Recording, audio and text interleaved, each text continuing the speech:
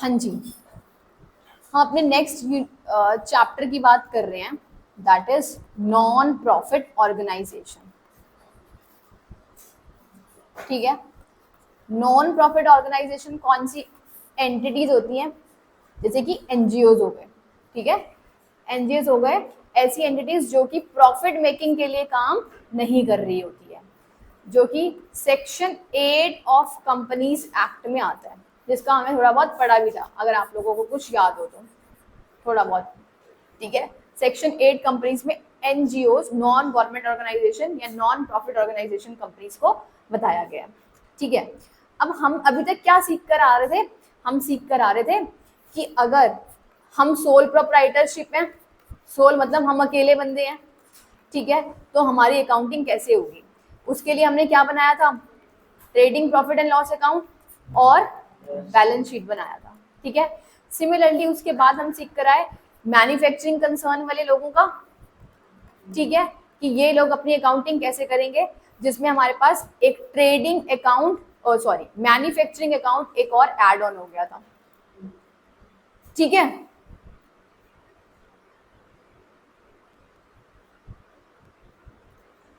ठीक है, उसके बाद हमने बोला कि अगर अगर मैं बात करती हूँ एक ऐसे बंदे की जो अपने इनकम्प्लीट रिकॉर्ड्स रख रहा है, ठीक है, जो ठीक से अकाउंटिंग नहीं कर रहा है, तो उसके लिए हम on the based of information available profit calculate करते हैं।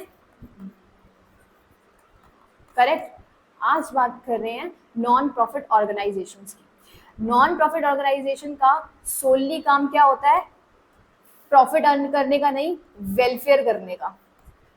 ठीक है, इनका बिजनेस ओरिएंटेड पर्पस नहीं होता, कमर्शियल ट्रांजेक्शन्स को करने का पर्पस नहीं होता है। हमने बोला अगर अब ये एक एनजीओ है, ये एक नॉन गवर्नमेंट ऑर्गेनाइजेशन है या कोई अनाथालय है, ठीक है, वो क्या कर रहा है? लोगों को दे रहा है, जगह दे रहा है ना। अब यहाँ पर क्या है? अब इसको भी तो कोई दान फंड, मंदिर है, कोई कोई दान फंड तो हर किसी को मिलता है, पैसा तो हर किसी को मिलता है ना। अब ये लोग अपनी अकाउंटिंग कैसे करेंगे? इन लोगों को भी एट द एंड जो पैसा आप लोगों को मिल रहा है उसका अकाउंटिंग करना पड़ता है। ठीक है, अब हमारे पास है क्या? हमने बोला अब यहाँ हमारे को पहले हम बनाते थे trading in profit and loss account कि कितना प्रॉफिट अर्न कर रहे हो। यहाँ पर हम क्या बनाते हैं? Income and expenditure account. ठीक है, यहाँ पर हमारे पास क्या ये अलग है प्रॉफिट एंड लॉस अकाउंट से? Answer is no. यहाँ पर हम क्या बनाएंगे? इनकम एंड एक्सपेंडिचर अकाउंट बनाएंगे। ठीक है, यहाँ पर हम लोग और क्या बनाते हैं? बैलेंस शीट भी बनाते हैं, जैसे आप एब्सोल्युटली बनाते हो किसमें? सोल प्रोप्राइटरशिप में।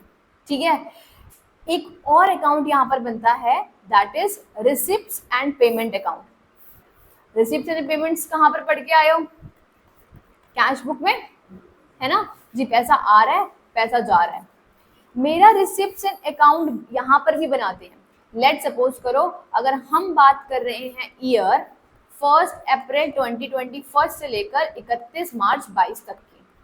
ठीक है, अब ड्यूरिंग द ईयर आपको जो पैसा, जिस चीज का पैसा मिल रहा है, आप रिसिप्ट अकाउंट में डाल दोगे।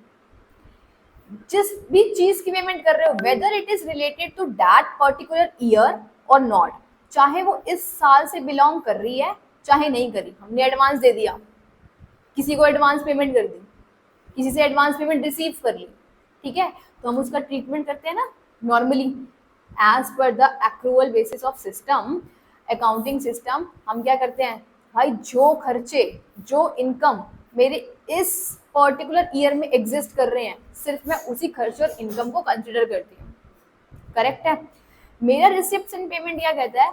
मेरा रिसिप्ट एंड पेमेंट अकाउंट कहता है कि आप irrelevant of the fact, it is immaterial कि वो इस ईयर का है या लास्ट ईयर का है या नेक्स्ट ईयर का है, मतलब नहीं। पैसा आ रहा है भाई, डाल दो रिसिप्ट अकाउंट पे, डाल दो पेमेंट्स अकाउंट पे। ठीक है जी। नेक्स्ट हमारे पास क्या आता है?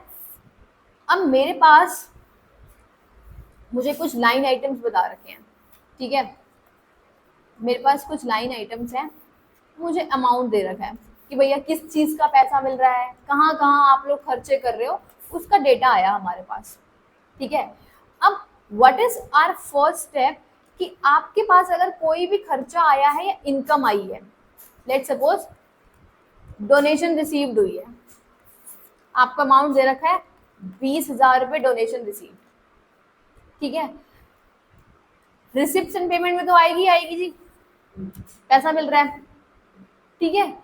हमने बोला अब इस डोनेशन रिसीव्ड को, ये तो मेरी इनकम हो गई, ये तो मेरी इनकम हो गई, इनकम एंड एक्सपेंडिचर साइड की इनकम साइड में डाल देते हैं, करेक्ट।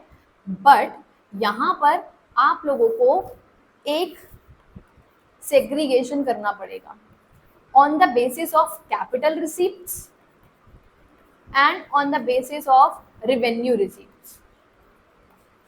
क्या होती हैं capital receipts and revenue receipts?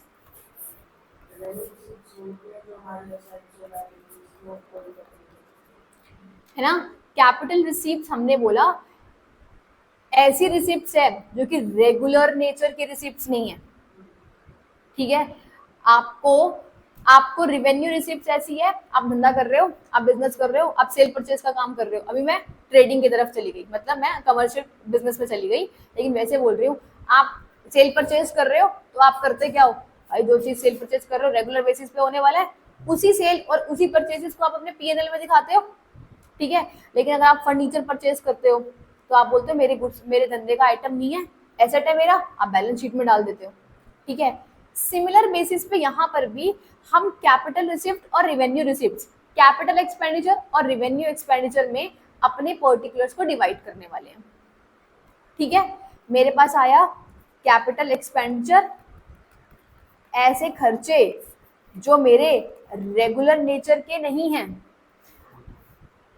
और अगर मैं बात करूं रेवेन्यू एक्सपेंडिचर की तो ऐसे खर्चे जो कि मेरे रेगुलर बेसिस पर होते हैं, ठीक है। सपोज करो यहाँ पर एक एनजीओ है और उसने गार्डनिंग के लिए एक माली को रखा हुआ है, ठीक है, उसको वो कुछ पेमेंट दे रहा है, तो भाई उसको रेगुलर नेचर पे तो पैसा देना पड़ेगा, मंथली बेसिस पर ही, तो ये खर्चा मेरा कैसा है, रेवेन्यू एक्सपेंडिचर है। तो जितने भी मेरे रेवेन्यू एक्सपेंडिचर होते हैं और रेवेन्यू इनकम होती है, सिर्फ वो ही कहाँ जाती हैं, इनकम एंड एक्सपेंडिचर अकाउंट में जाती हैं, ठीक है जी। तो revenue expenditure and revenue income should be a part of income and expenditure account, ठीक है। अच्छा, अब मेरे पास अगर कुछ कैपिटल रिसीप्ट्स आ गई, जैसे मैंने ऊपर बात करी थी डोनेशन की, आपको डोनेशन मिल रही है, ठीक है, आपने बोला हम है एनजीओ, हम कोई वृद्धाश्रम चला रहे हैं, ठीक है, हमें पैसा मिला, कोई बड़ी बड़ी पार्टी आई पैसा देकर चली गई डोनेशन का।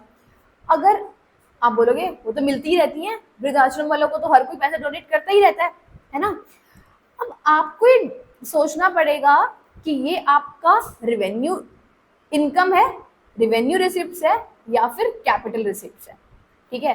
क्वेश्चन बोलता है अगर आपको यहाँ पर कोई स्पेसिफिक पर्पस के लिए डोनेशन नहीं दिया गया, सपोज करो एक पर्सन आया और एनजीओ को पैसे देकर गया कि भाई तुम्हें क्या करना है, इन जितने भी वृद्धाश्रम के लोग हैं उनके लिए कोई एक्टिविटीज भी करो, मतलब उनको कोई योगा वोगा कराओ या किसी और एक्टिविटीज में इंगेज करो, कोई टूर्नामेंट कंडक्ट कराओ उन लोगों के लिए, ताकि वो भी हैप्पीली अपनी लाइफ को स्पेंड कर सके, ठीक है। अब भैया इसमें जो पैसा दिया है स्पेसिफिक पर्पस के लिए दिया है। जब कोई भी बंदा पैसा दे रहा है स्पेसिफिक पर्पस के लिए, इसका मतलब वो स्पेसिफिक रिसिप्ट्स का आपको रेगुलरली मिलने वाला है नहीं, तो वो कहाँ जाने वाला है, वो जाएगा part of my balance sheet में जाएगा, और बैलेंस शीट में भी कहाँ, मेरी लायबिलिटी है कि मुझे ये पर्टिकुलर फंड मिला है, मुझे पैसा तो मिल गया, बीइंग एन एनजीओ मुझे पैसा तो मिल गया भाई, बट मुझे क्या करना पड़ेगा, उसको उसी तरीके से इन्वेस्ट भी करना पड़ेगा जैसा वो बता के गया है। तो मेरे ऊपर तो लायबिलिटी है ना, ऐसा थोड़ी है, मेरा लायबिलिटी है मेरे ऊपर, ठीक है। सपोज करो आपको फंड मिला, 2 लाख रुपए का पैसा मिल गया, ठीक है, आपने अगर इसी फंड के अगेंस्ट कुछ खर्चे करे या कुछ पैसे कमाए, ठीक है, वो आपको 2 लाख मिल गए टूर्नामेंट से, आपने टूर्नामेंट लॉन्च कर दिया, ठीक है, टूर्नामेंट लॉन्च कर दिया, आपने उसके ऊपर कुछ खर्चे कर दिए, इसका मतलब हुआ क्या, इसका मतलब हुआ क्या, टूर्नामेंट हुआ, 2 लाख रुपए मिले थे, आपने खर्चा कर दिया उसके ऊपर कि भाई 2 लाख रुपए मिले हैं, तो वो टीम्स बना दी उसने, सारे मेंबर्स के लिए वो क्लोथ्स वगैरह परचेज करके आ गए, तो आपको क्या लग रहा है लाइबिलिटी कम हो रही है बढ़ रही है?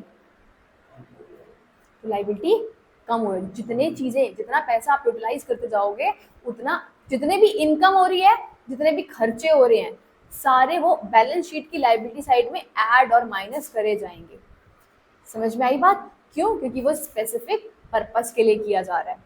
तो अभी हम लाइन आइटम्स लिखेंगे जहां पर हम कुछ बुलेट्स, जैसे मेंबरशिप फीस मिली, ठीक है, सोसाइटीज होती हैं, ठीक है, सोसाइटीज क्या करती हैं, वो कहते हैं भैया फेस्टिवल्स आ रहा है, राखी फेस्टिवल आ रहा है, ठीक है, और ये इंडिपेंडेंस डे आ रहा है, हम बच्चों के लिए कोई प्रोग्राम कंडक्ट करते हैं, ठीक है, उन्होंने क्या करा, एक क्लब बना दिया कि भैया सारी फैमिलीज कम से कम 500 रुपीज कॉन्ट्रीब्यूट करेंगी, ठीक है, जो भी इस मेंबर्स का पार्ट बनने वाला है, ठीक है, जो भी इस मेंबर्स का पार्ट बनने वाला है उसको 500 रुपीज देना पड़ेगा, तभी वो पार्टिसिपेट कर सकता है।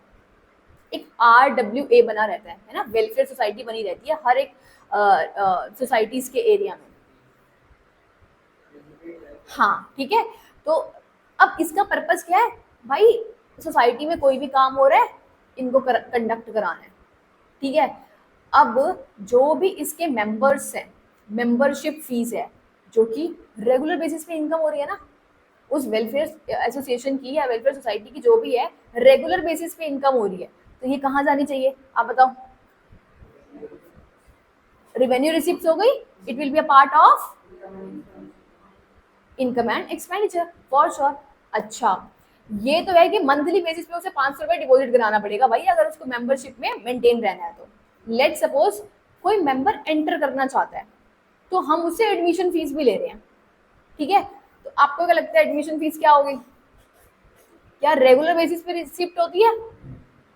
एक बंदा आया, अगर उसको कंटिन्यू रखना है तो उसको मेंबरशिप फीस देना पड़ेगा बार बार, लेकिन एंट्रेंस फीस, एडमिशन फीस तो उसको एक ही बार देना पड़ता है।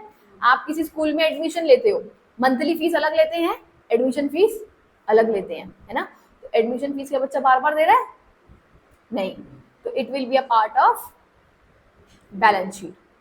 समझ में आया? तो आपको खर्चे और इनकम को सेग्रीगेट करना पड़ता है कि कहाँ पर जाया जाएगा। आपने सब्सक्रिप्शन फीस होती है, सब्सक्रिप्शन फीस वही जो मेंबरशिप फीस डेली बेसिस पर, मंथली बेसिस पर दे रहे होते हैं, it will be a part of income and expenditure. Subscription fees बोल रहे, अपने आप को एक्टिव रखने के लिए आपको सब्सक्रिप्शन फीस देनी पड़ती है एनजीओ में, तो it will be a regular income, तो it will be a part of income and expenditure. Essence समझ में आया थोड़ा सा कि कैसे एनपीओ में चलने वाले हैं? So let's take your notes वाली कॉपी।